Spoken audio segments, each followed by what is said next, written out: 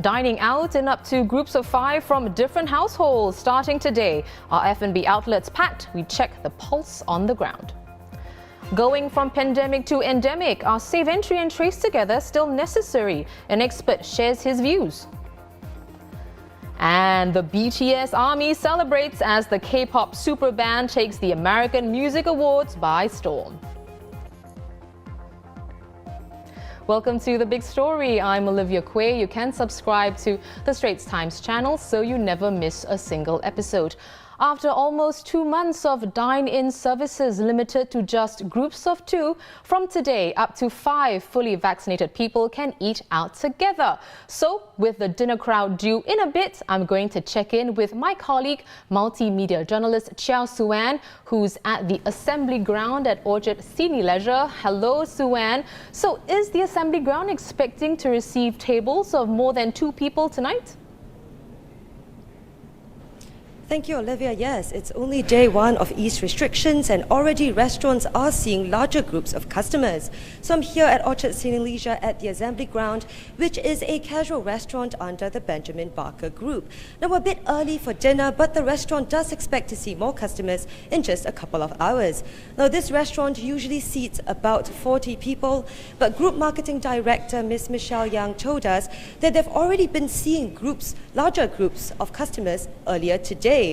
Now, Michelle did also mention that while the restaurant has stopped taking reservations since the restrictions kicked in last year, they have been seeing quite a number of larger groups. And in fact, while we were here earlier today, we spotted a couple ourselves. Now, more on what we saw today in just a little bit, but for now, let's hear from Michelle. It's the best news ever to have the restrictions lifted. We are so happy to see the crowds back into our F&B outlets. We started to see groups of 3, 4 and 5 coming in together, and I think people are excited to be able to dine with their colleagues aside from people from the same household. The tab per table will definitely increase because beyond just ordering like 2 mains, people will start to order appetizers and desserts to share. They would order drinks because they want to celebrate. So I think definitely this is a good news for F&B. Well, it's great to see that the assembly ground is seeing an uptick in the number of patrons that have been coming in. But Sue-Ann, what about other places in Orchard? Are they anticipating more larger sized bookings tonight and for the rest of the week as well?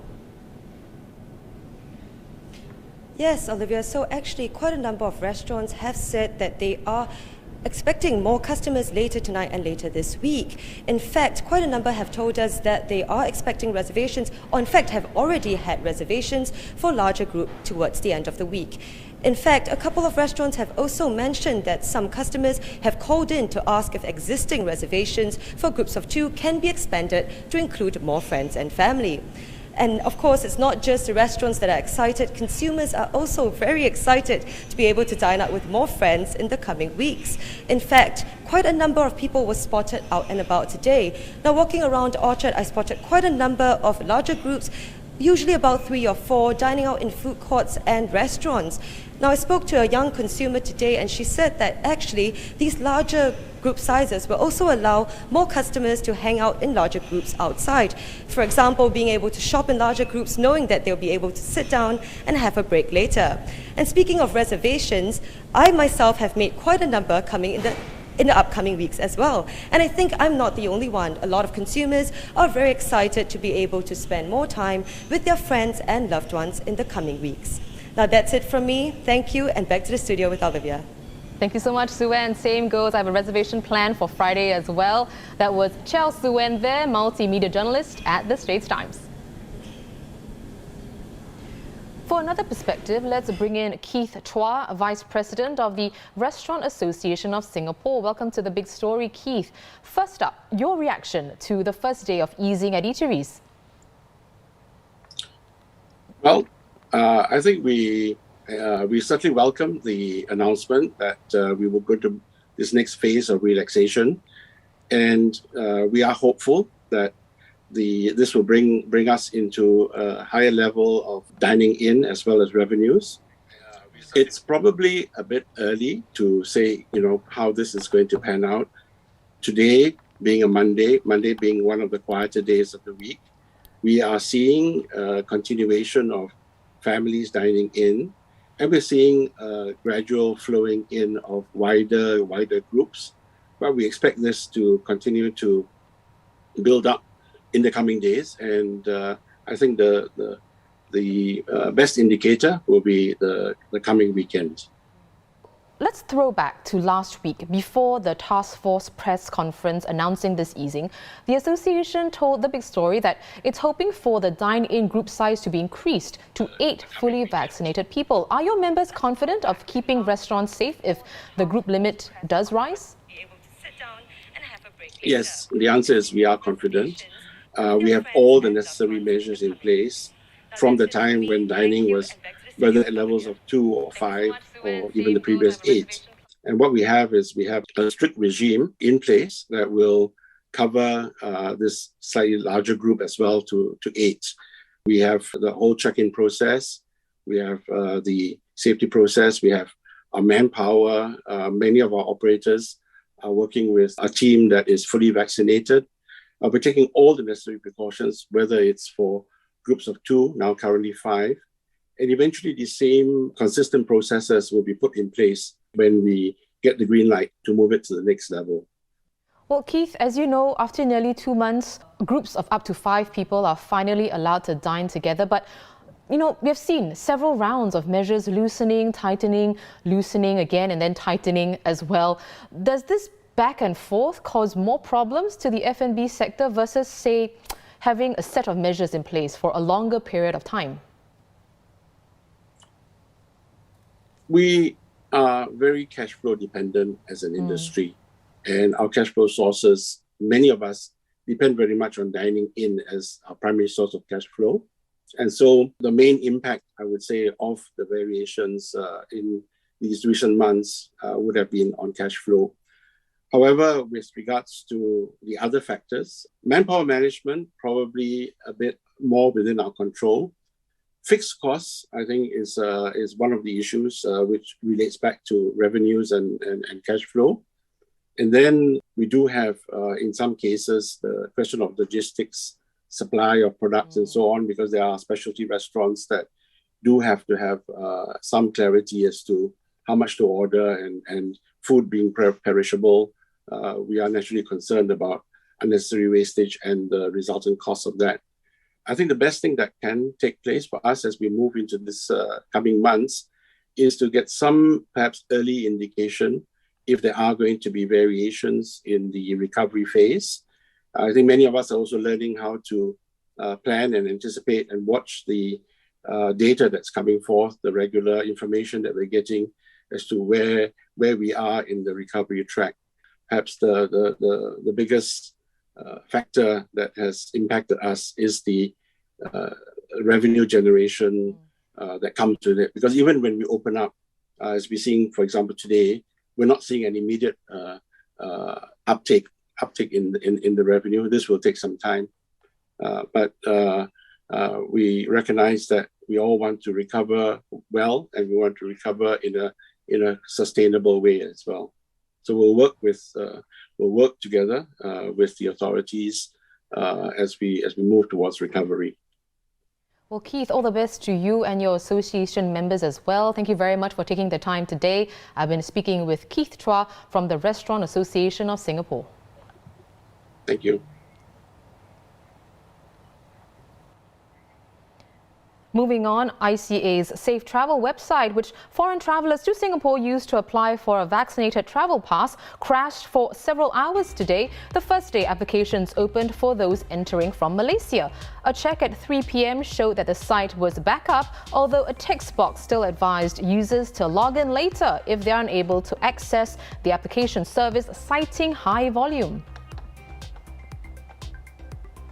And as Singapore transitions to living with Covid-19, infectious diseases experts here questioning the need for the continued widespread enforcement of TRACETOGETHER and SAFEENTRY rules, noting that the vast majority of the population is fully vaccinated and most will show mild or no symptoms. They say that extensive contact tracing, as was done in the early days of the pandemic, is no longer practical or necessary.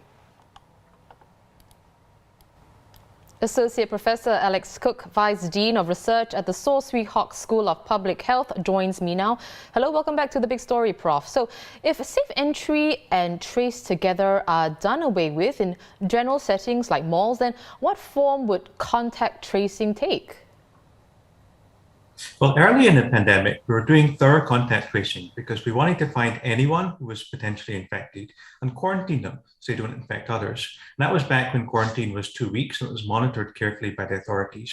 We did this back then because we were trying to keep cases down until we're able to vaccinate the whole population. And our contact tracing last time was very successful, in part because safe entry and trace together let us identify people and places that had cases come into contact with or had visited. But we're no longer desperately trying to buy time. And it doesn't really seem tenable to quarantine people for 2 weeks like we used to, especially for vaccinated people who are at low risk of illness. So if we still need officers to be identifying close contacts, then yes, trace together is an efficient way to do that. But presumably, most people know already if their close contacts test positive. So once we completely delegate responsibility to individuals to self-quarantine, then we probably don't need trace together anymore. For safe entry, it seems to me that at the moment, the main value of that is that it is able to demonstrate if you're vaccinated or not, i.e. it's to implement the current vaccine differentiated entry measures. Maybe potentially to identify locations for sanitation or cleaning. Once vaccination is no longer required for entry into malls and shopping centres and restaurants and so on, then perhaps safe entry can also be gradually phased out. Well, Prof, speaking largely about, just the contact tracing process, as we transition to an endemic state, is contact tracing even needed? I'm not convinced it is. We don't do contact tracing for influenza, for example. Instead, we restrict it to more serious illnesses like active tuberculosis or HIV infection, where the scope of contact tracing is in a way narrower because you're doing it on a much smaller set of individuals, and also because we're actively intervening with those infections because we're going to be testing or giving out treatment if someone is infected. So for COVID, what would we trying to do by finding contacts either now or in the future? If we're not taking action, then what actually is the point of contact tracing? I think that it's probably only going to be in certain settings like hospitals or maybe nursing homes that there will still be some value to doing that contact tracing to find the cases so that you can intervene early with them or isolate them from subsequent individuals who might get infected. But that may not be with trace together or safe entry, since the setting in a hospital or nursing home is a bit different from out in the general population. It could be that other technologies like RFID, for example, may be more appropriate in that sense. Nevertheless, the technologies, trace together and safe entry, they do need to be kept ready for future outbreaks of new variants of coronavirus or disease X, because the two technologies have actually been extremely useful components of our early contact tracing successes. Right. Well, thanks so much, Prof. Associate Professor Alex Cook from the Swee Hock School of Public Health at NUS.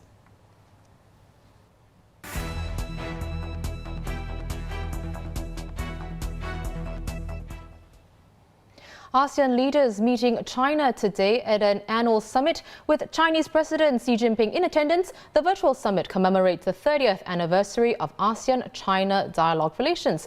And according to Chinese state media, President Xi told leaders of the 10-country grouping that Beijing would not coerce its smaller regional neighbours. Separately, in his speech, Singapore Prime Minister Lee Hsien Loong said that as the region makes progress on COVID-19 vaccination, it's timely that ASEAN and China should work on progressively reopening borders to one another. Our political correspondent Lynette Lai tells us what else PM Lee raised in his speech.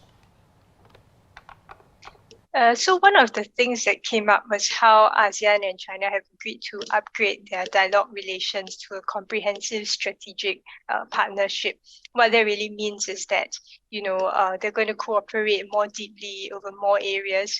And one thing to note also is that Chinese President Xi Jinping attended the ASEAN summit. This is the first time he's attending an ASEAN summit, so China is usually represented by the Premier, and that, along with the CSP, kind of shows how ASEAN as a region is becoming, more significant to China. In other news, you can now use your Singapore Rediscovers vouchers until March 31st, but take note, bookings must still be made by the end of this year. Previously extended to December 31st, this extension is so Singaporeans will have more time to enjoy the vouchers, given the easing of restrictions on group sizes and capacity limits. About 200 people safely evacuated the Shaw Centre building when a fire broke out on the second floor this morning. It happened at Les Amis Group's La Tapateria restaurant. The group, which owns several other F&B businesses in the mall, including Bistro du Vin, La Strada and Tarte by Cheryl Koh, says all its outlets there will be closed today. There were no reported injuries.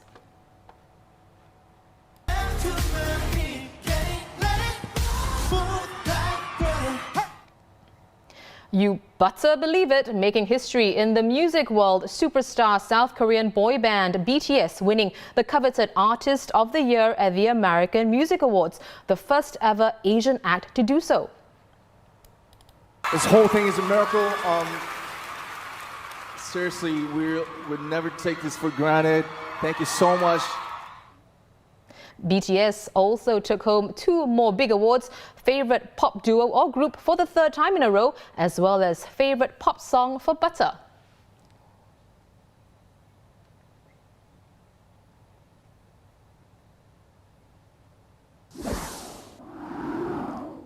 Well, those are our top stories for today. Visit straitstimes.com for more news and our YouTube channel for more videos. Subscribe by hitting the red button below.